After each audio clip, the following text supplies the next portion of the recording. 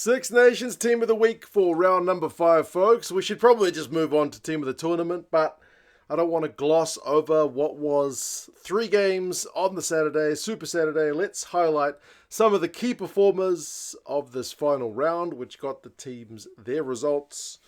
We can have a look at a Team of the Tournament in the next few days, but let's go with Team of the Week for round 5. Who do we start with? I want to go with one of the unsung heroes of this French campaign, and that would be loose forward Francois Cros. I don't think he is getting quite the same headlines as some of the other players in the French squad, particularly because he doesn't do the sexy work. He does tackles and tackles and tackles and wins lineouts and wins turnovers, slows the ball down and hits rucks. He doesn't really score tries. He doesn't really get clean breaks and bust things, but he is an absolute key cog in that French machine. There's a reason they leave him on as much as they do. He had 18 out of 20 tackles against the Scots as the Scots threw everything at that French defence in the second half. That's first equal for the game. He did that without conceding any penalties. He was also a good line-out option. He won 4 in that game. He also had a few runs, 4 of them for a couple of meters and beat a defender. But nothing really that much to write home about in terms of the ball in hand stuff. But defensively, solid, discipline, solid, line-out option, and on the ball carry when needs be.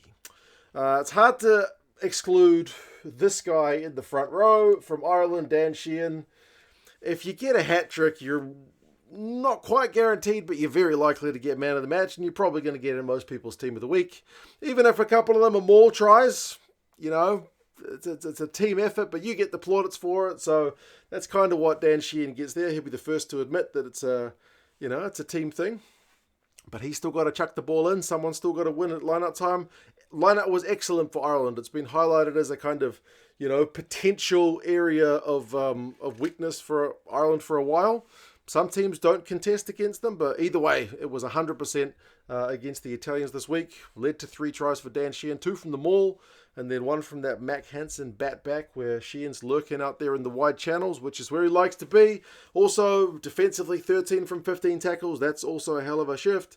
Doesn't concede any penalties, has 11 runs for 30 meters, so he's busy.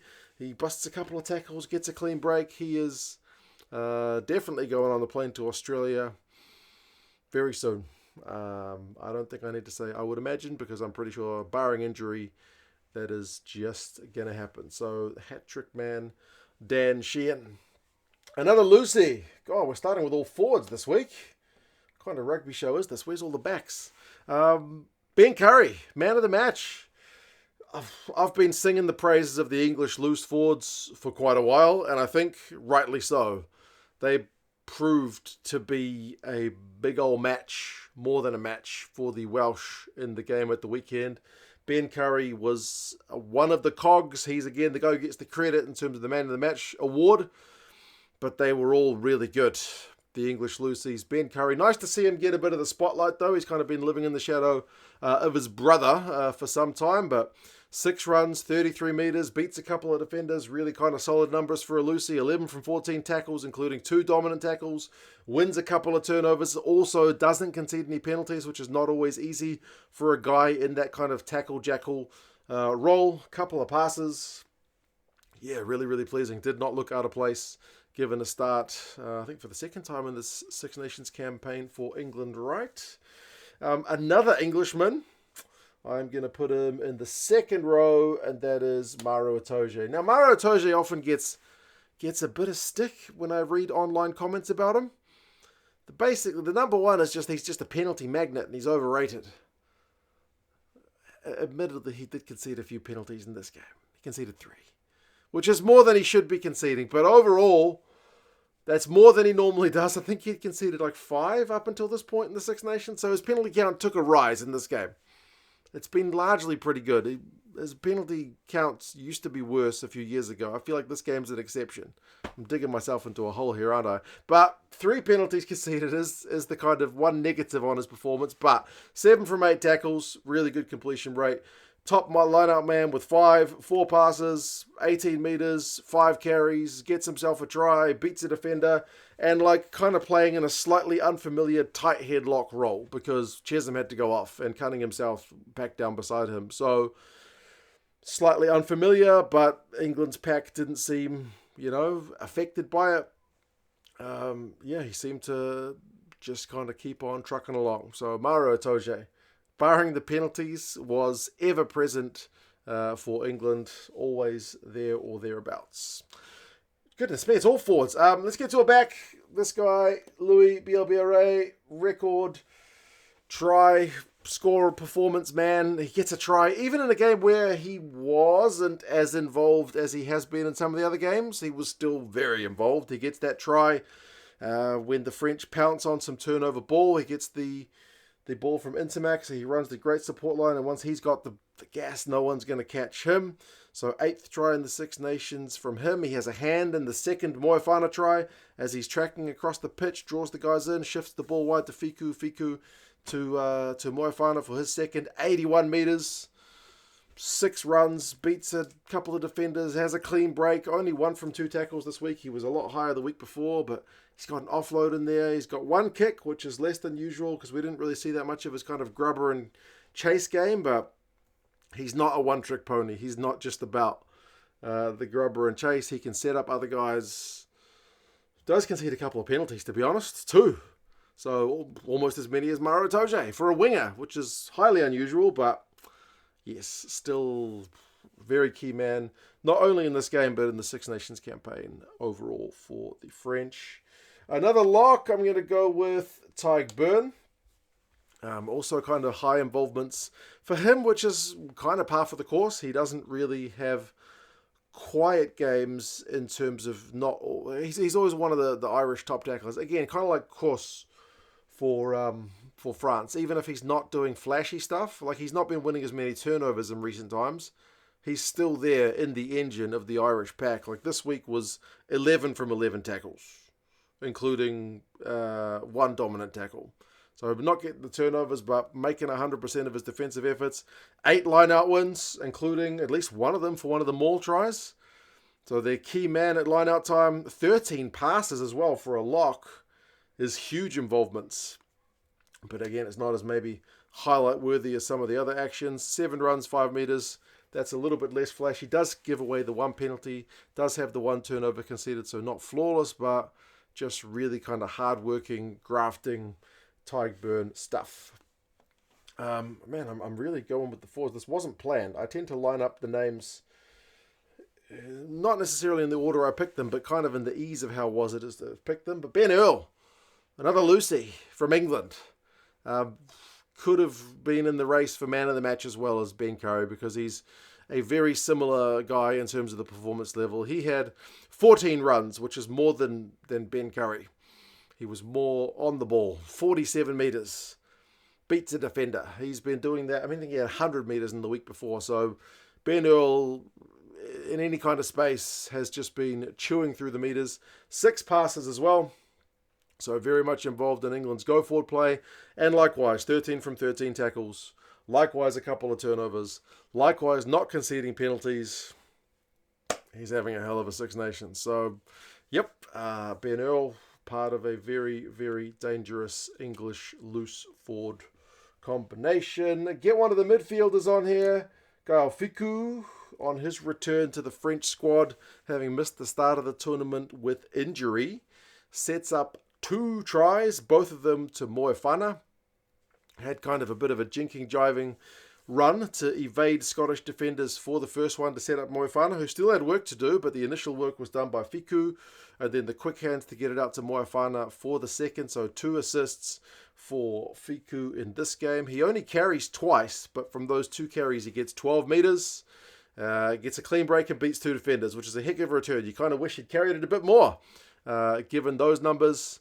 3 passes from him, wins a turnover, a dominant tackle. He makes 10 from 15, so the missed tackle count is a little bit on the high side, but overall setting up a couple of tries and effective when he carried. Pretty good outing from Fickou.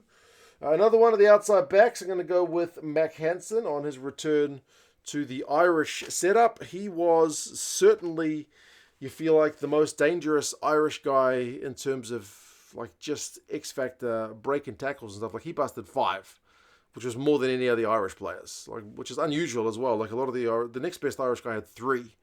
I think there was a couple of guys with 3. Like usually their loosies alone would beat 3, 4, 5, but kept a little bit quiet by a more stalwart kind of Italian defence this week. But Hansen still looked dangerous, and he gets that try assist, bats it down to Sheehan, which is a proper bit of X factor skills. That's the kind of thing that boosts you from a solid performance to jumping on old 2 cents. Whiteboard, 10 runs, 36 metres, a clean break, 5 defenders beaten. Those are his numbers. 12 passes as well, which is also huge involvements for a winger. Like Bielle-Biarrey on the other wing had 2.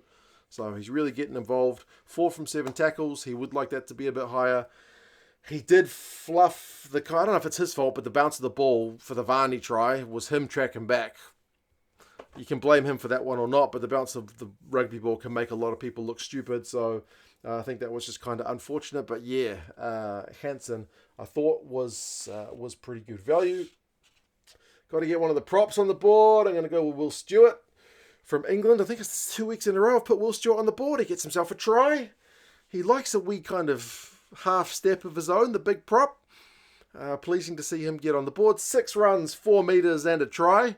Not a bad return, but the main thing for me, scrum was solid, doesn't concede any penalties, makes 4 from 5 of his tackles, and icing on the cake stuff is the try. Props never get the kind of flashy numbers that some of the other players do, but in terms of Lions tour stuff and the tight head role not being, I don't think, out and out secured by anybody just yet. There's a few names in the conversation for sure, and certainly Will Stuart is right up there.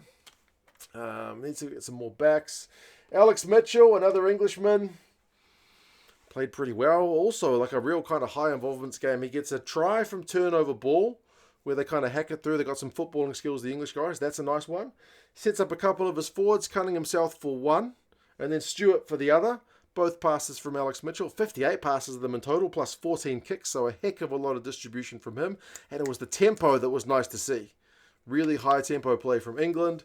That's largely down to what your forward pack is doing, and then the halfback to make the most of that opportunity. Now, he's got a couple of penalties. He's got a couple of turnovers conceded, including one high ball that he totally fluffed, which could have very well led to a try, but didn't.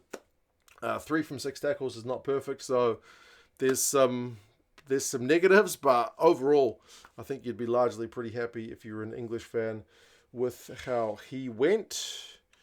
Number 10 was a hard one. I'm getting to the names that I really had to struggle with. Roman Ntamack is the guy I went with at 10. He had that one-handed pickup on the Russell turnover ball, gets it to Bielle-Biarrey after getting the line break himself. Gets Darcy Graham just close enough to him to free up Bielle-Biarrey. And I feel like that's the moment that was the first nail in the coffin for the game. That's the moment where France went from in a real contest to really winning the game, if you know what I mean. That was such a clutch moment. He ends with up 88 metres.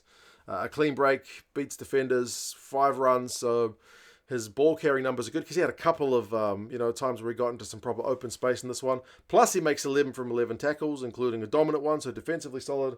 Doesn't cough up any ball, no turnovers conceded for a number 10. Is generally very good. 9 passes and offload, couple of kicks. Not required to do the goal kicking because that was Ramos. But really, really solid one from him. Now, I did get some players from some of the losing sides into the midfield, which was I feel like 12 was the most competitive one this week. But Menoncello from Italy was maybe the man of the match. And certainly if Italy win, he's the man of the match. We tend to go man of the match for the winning team, which is not always fair. Although it is awkward to see the losing team, if they get man of the match player, do the post-match interview like, congratulations, you're man of the match, and by the way, you lost. Menoncello was quite incredible. Part of that, always very good Italian midfield, but his numbers, 9 defenders beaten. Best of the week. Nobody gets close to Menoncello. 7 runs, 77 metres, and a clean break. That's a hell of a return. He's got a hand in the first Italian try. Like, he would have a secondary assist if Rugby did secondary assist. He makes the break. He gets the offload, and then that leads to the kind of line break for the try. So, yeah, Menoncello's got a hand in that one. He's got 14 from 15 tackles, which is the top for any midfielder this week. He's got 2 turnovers, which is the top for any midfielder this week. One of his tackles was dominant. No, what has he got? No turnovers conceded, no penalties conceded. Just bloody amazing. Bloody amazing. He'll not be happy with it because his team lost, but geez, he was good. A Scotsman and Pierre Schoeman on the loose head side, I thought got through his week pretty well. Anytime you can go like 65 minutes and not concede any penalties against the big French pack, including like the French made their prop subs a lot earlier, I think speaks well to how you go. And he doesn't concede any penalties. He makes 13 from 13 tackles, so defensively really solid, including a dominant tackle. And he even gets around the park. 12 carries, a couple of defenders beaten on. He gets 5 meters out of it, so he would like to be getting more meterage per carry. But yeah, busy looking for work and not conceding any penalties. And then fullback, I ended up going with Kinghorn from Scotland. I also thought he was sharp. 114 meters this week is certainly more than most. Nobody was really getting into 3 digits, but Kinghorn managed it. He had a couple of clean breaks. He beat 4 defenders. If not for getting tackled by Ramos, he might have gone in for a try. If not for that elbow and touch, he probably would have helped set up a try for Scotland. 10 passes, an offload, a couple of kicks. He was dangerous, but just ultimately a little bit shut down at the end for the Scots. So that's the team of the week for round 5.